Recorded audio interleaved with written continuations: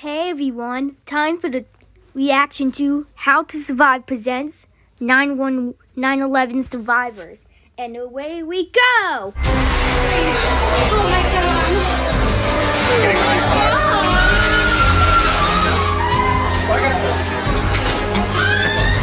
Pasquale Bazzelli was going down the stairwell of the North Tower at the World Trade Center when he felt the whole building moving. Suddenly, he was free-falling in the middle of rubble, smoke, and people. How could anyone survive that? How to Survive presents The Survivors of 9/11. 20 years ago, the world was shaken. On September 11, 2001, 4 planes were hijacked by the extremist group Al-Qaeda and used to attack the United States. 2 planes hit the Twin Towers of the World Trade Center in New York City. The 3rd plane hit the Pentagon in Washington, D.C., and the 4th plane hit a field in Shanksville, Pennsylvania. Nearly 3,000 people died from those attacks, but hidden amongst all that tragedy, there are incredible stories of survival. Today we'll look at 3 stories of people who survived the falling of the Twin Towers due to their courage, the hands of a stranger, or just sheer luck. Where was the safest place inside the towers? Why is one survivor known as the Surfer? And how did calling 911 end up killing people?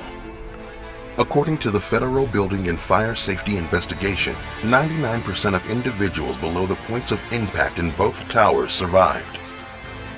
But for those above the impact point, it was a lottery. In the middle of the chaos, some people were trying to escape, while others were coming in to rescue them.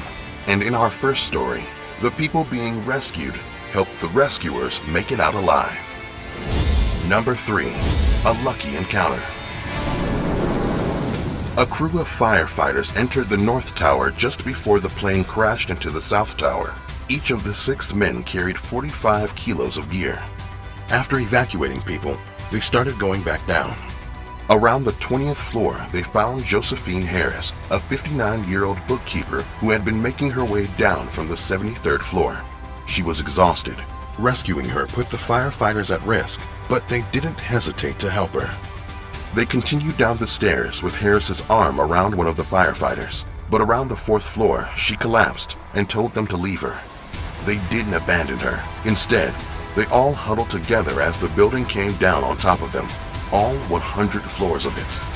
Luckily, Stairway B was the safest place to be at the moment. It was the only one that had 3 supporting beams around it.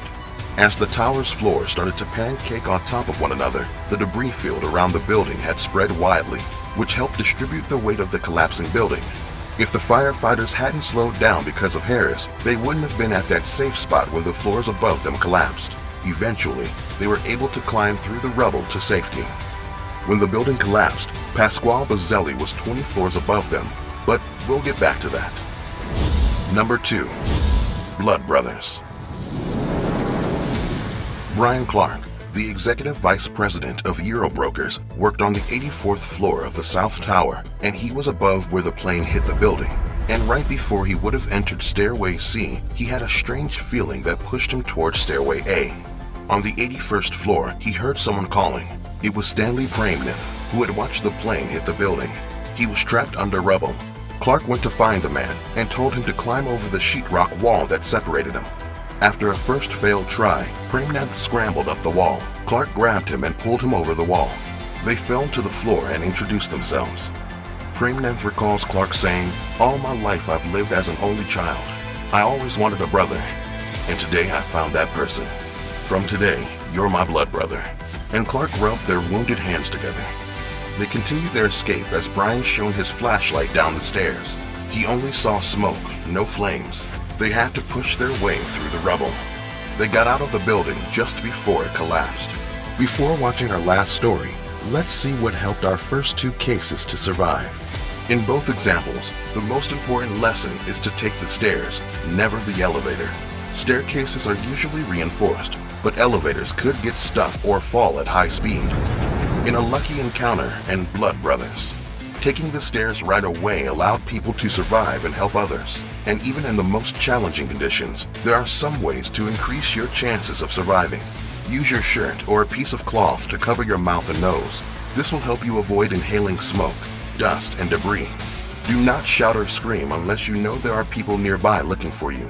Shouting can exhaust you quickly, and it causes you. My good All right, friend, why are you hanging out the bed like stay this? What's tuned for happening? part 2.